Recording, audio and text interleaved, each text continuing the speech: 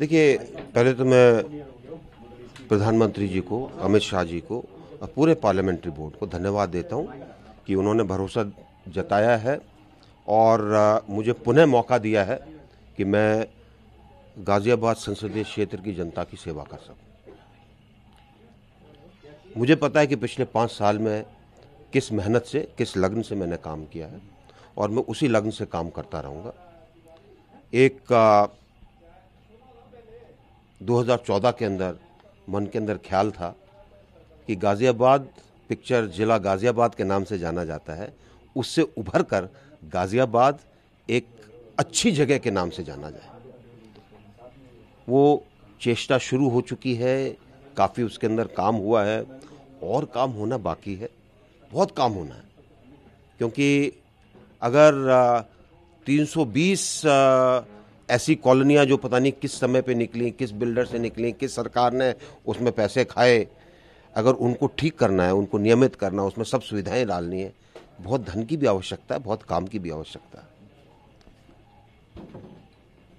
प्रयत्न रहेगा कि अगले 5 वर्षों में गाज़ियाबाद को एक नए स्थान पर पहुंचाया जाए।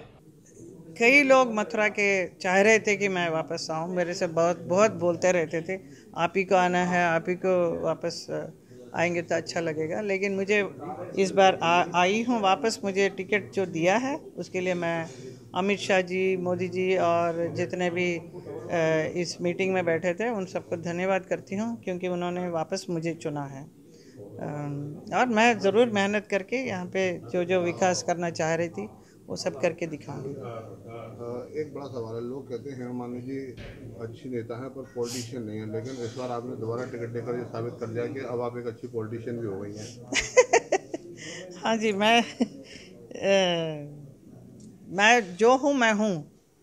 इसके लिए कुछ यहाँ पे राजनीति में आया तो मैं अपने आप को कुछ चेंज करके मैं बदल के कुछ करना मैं नहीं जानती हूँ, क्योंकि मैं नेचुरल वे में मैं जो काम कर रही हूँ उसे मेरे ख्याल में यहाँ के लोग पब्लिक भी पहचानते हैं, अच्छा भी लगता है उनको।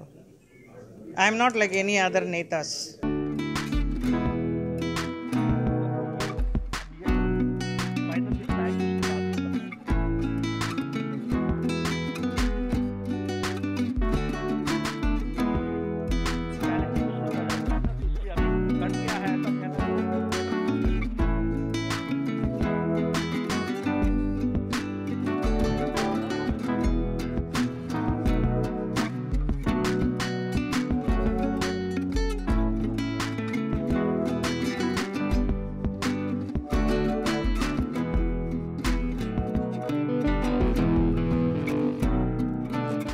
पार्टी ने मेरे पर विश्वास जताया है और मैं पिछले जो मार्जिन थे उससे भी ज़्यादा वोटों से चुनाव में जीतूंगा।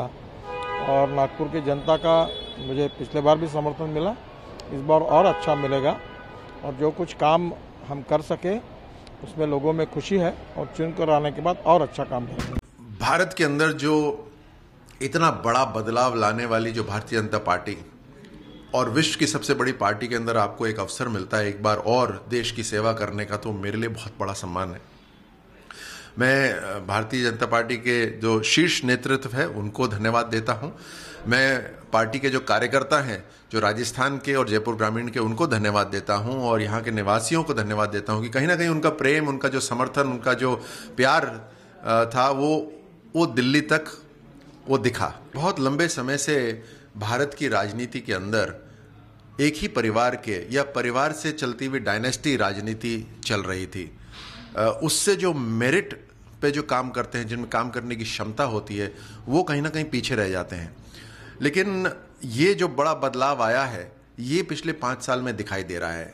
मैं और मेरे जैसे बहुत सारे लोग प्रधानमंत्री मोदी जी के साथ जुड़े एक संकल्प के साथ, क्योंकि उनमें हम एक विजनरी लीडर देखते हैं, उनमें एक हमें ऐसा लीडर दिखता है जो इस देश को वाकई में बदल के रख सकता है, मजबूत बना सकता है। तो अब एक संकल्प लेकर हम सब जुड़े हैं और वो संकल्प है इस देश को मजबूत करना। और देश को मजबूत करने का मतलब होता है कि अंतिम व्यक्ति को मजबूती पहुंचे, हर गांव के अंदर जो गरीब व्यक्ति है उसको मजबूती पहुंचे, गांव के अंदर जो महिलाएं हैं, जो हमारी बेटियां हैं, उनको आगे बढ़ने का अवसर मिले, क्योंकि उनमें वही क्षमता है जो कहीं और किसी और में है। तो ये मजबूती आज पहुंचने लग रही है। देश के पास पैसा है, लेकिन ये पैसा नीचे नहीं पहुंच रहा था। ईमानदारी और इच्छा नहीं थी उस समय की लीडरशिप में। आज ईमानदारी भी है, इच्छा भी है और देश के पास आर्थिक शक्ति भी है। और इसका जो कॉम्बिनेशन है, ये कॉम्बिनेशन जब गांव तक पहुंचेगा तो आप देखिएगा कि क्या जबरदस्त रूप से एक बदलाव आएगा। वो बदलाव आज नजर आ रहा है, लेकिन अगले 5 साल के अंदर ये बहुत बड़े रूप में पूरे विश्व में दिखाई देगा। धन्यवाद अर्पित करना चाहूँगा भारतीय जनता पार्टी को और उसके नेतृत्व को, प्रधानमंत्री मोदी जी और हमारे अध्यक्ष जी श्री अमित शाह जी को, कि मेरे पर भरोसा रखें, मुझे नॉमिनेट किए हैं केंद्रापड़ा लोकसभा आसन में लड़ने के लिए। आप जो कह रहे हैं केंद्रापड़ा किसी का गढ़ है, देखिए राजनीति में ये किसी का अपना संपत्ति नहीं होता है, ये लोगों का, जनता का डिसीजन होता है। और मैं मानता हूँ कि सिर्फ केंद्रापड़ा नहीं, सारे उड़ीसा में परिवर्तन का नारा लग रहा है। जिस तरह का पिछले 5 साल में, पिछले कुछ उससे भी ज़्यादा सालों में उड़ीसा में जो रूलिंग पार्टी है और उड़ीसा की जो शासन जिस प्रकार की गिर गई है, जिस प्रकार की नारियों और शिशुओं पर अटैक हो रहे हैं, रेप मर्डर बढ़ गए हैं, लॉ एंड ऑर्डर क्राइसिस में है, जिस तरह की अब करप्शन के इतने सारे स्कैंडल्स देखे हैं, जिस तरह के यहाँ के लाखों युवा जाके यहाँ उनकी नौकरी नहीं मिलती है, बेरोज़गारी की वजह से बाहर जाके बहुत कठिन सर्कमस्टांसेस में काम करते हैं और उनको रेस्क्यू करके, उद्धार करके लाना वापस पड़ता है। मैं जहाँ भी जाता हूँ लोग चाहते हैं इसमें बदलाव आना चाहिए, लॉ एंड ऑर्डर में बदलाव आना चाहिए, हमारे विकास की छवि में बदलाव आना चाहिए, सब लोग चाहते हैं परिवर्तन। देखिए, पहले तो मैं प्रधानमंत्री जी को, अमित शाह जी को और पूरे पार्लियामेंट्री बोर्ड को धन्यवाद देता हूँ कि उन्होंने भरोसा जताया है और मुझे पुनः मौका दिया है कि मैं गाज़ियाबाद संसदीय क्षेत्र की जनता की सेवा कर सकूं। मुझे पता है कि पिछले 5 साल में किस मेहनत से, किस लगन से मैंने काम किया है और मैं उसी लगन से काम करता रहूँगा। एक 2014 के अंदर मन के अंदर ख्याल था कि गाज़ियाबाद पिक्चर जिला गाज़ियाबाद के नाम से जाना जाता है, उससे उभर कर गाज़ियाबाद एक अच्छी जगह के नाम से जाना जाए। वो चेष्टा शुरू हो चुकी है, काफ़ी उसके अंदर काम हुआ है और काम होना बाकी है, बहुत काम होना है। क्योंकि अगर 320 ऐसी कॉलोनियाँ जो पता नहीं किस समय पे निकली, किस बिल्डर से निकली, किस सरकार ने उसमें पैसे खाए, अगर उनको ठीक करना है, उनको नियमित करना है, उसमें सब सुविधाएं डालनी है, बहुत धन की भी आवश्यकता है, बहुत काम की भी आवश्यकता है। प्रयत्न रहेगा कि अगले 5 वर्षों में गाज़ियाबाद को एक नए स्थान पर पहुंचाया जाए। कई लोग मथुरा के चाह रहे थे कि मैं वापस आऊँ, मेरे से बहुत बोलते रहते थे, आप ही को आना है, आप ही को वापस आएंगे तो अच्छा लगेगा। लेकिन मुझे इस बार आई हूँ वापस, मुझे टिकट जो दिया है उसके लिए मैं अमित शाह जी, मोदी जी और जितने भी इस मीटिंग में बैठे थे उन सबको धन्यवाद करती हूँ, क्योंकि उन्होंने वापस मुझे चुना है। और मैं ज़रूर मेहनत करके यहाँ पे जो विकास करना चाह रही थी वो सब करके दिखाऊंगी। एक बड़ा सवाल है, लोग कहते हैं हेमा जी अच्छी नेता है पर पॉलिटिशियन नहीं है, लेकिन इस बार आपने दोबारा टिकट देकर ये साबित कर दिया कि अब आप एक अच्छी पॉलिटिशियन भी हो गई हैं। हाँ जी, मैं जो हूँ मैं हूँ। इसके लिए कुछ यहाँ पे राजनीति में आया तो मैं अपने आप को कुछ चेंज करके मैं बदल के कुछ करना मैं नहीं जानती हूँ, क्योंकि मैं नेचुरल वे में मैं जो काम कर रही हूँ उसे मेरे ख्याल में यहाँ के लोग, पब्लिक भी पहचानते हैं, अच्छा भी लगता है उनको। I am not like any other नेतास।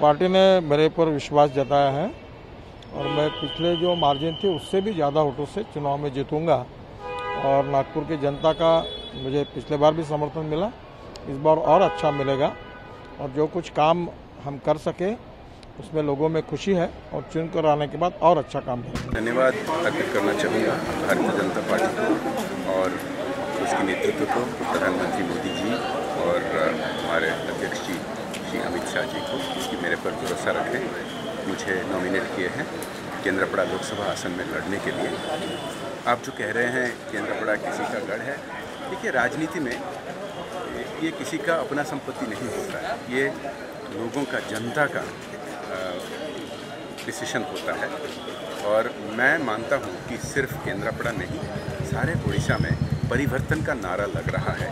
जिस तरह का पिछले 5 साल में, पिछले कुछ उससे भी ज़्यादा सालों में उड़ीसा में जो रूलिंग पार्टी है और उड़ीसा की जो शासन जिस प्रकार की गिर गई है, जिस प्रकार की नारियों और शिशु पर अटैक हो रहे हैं, रेप मर्डर बढ़ गए हैं, लॉ एंड ऑर्डर क्राइसिस में है, जिस तरह की अब करप्शन के इतने सारे स्कैंडल्स देखे हैं, जिस तरह के यहाँ के लाखों युवा जाके यहाँ उनकी नौकरी नहीं मिलती है, बेरोज़गारी की वजह से बाहर जाके बहुत कठिन सर्कमस्टांसेस में काम करते हैं और उनको रेस्क्यू करके, उद्धार करके लाना वापस पड़ता है।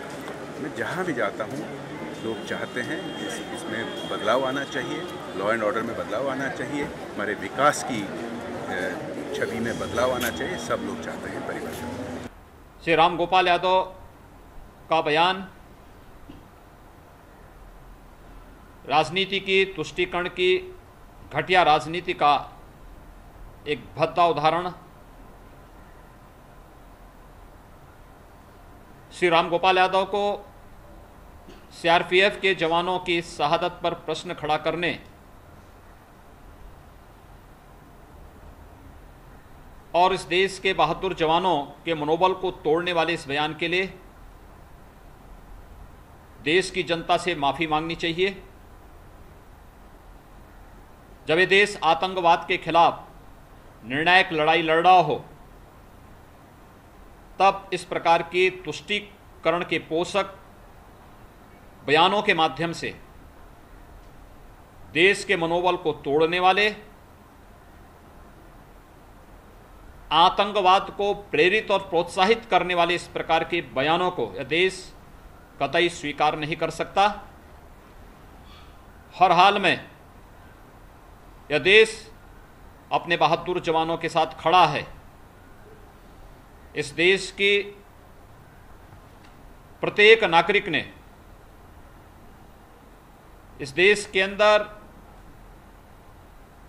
श्री नरेंद्र मोदी जी के नेतृत्व में चल रही सरकार के द्वारा एयर स्ट्राइक के माध्यम से या सर्जिकल स्ट्राइक के माध्यम से भारत की सामरिक ताकत का एहसास अपने दुश्मनों को कराने, सेना के शौर्य और पराक्रम का लोहा दुनिया के सामने मनवाने का जो ऐतिहासिक कार्य हुए हैं, बालाकोट की घटना ने भारत की सामरिक ताकत का एहसास देश के दुश्मनों को करवाया है।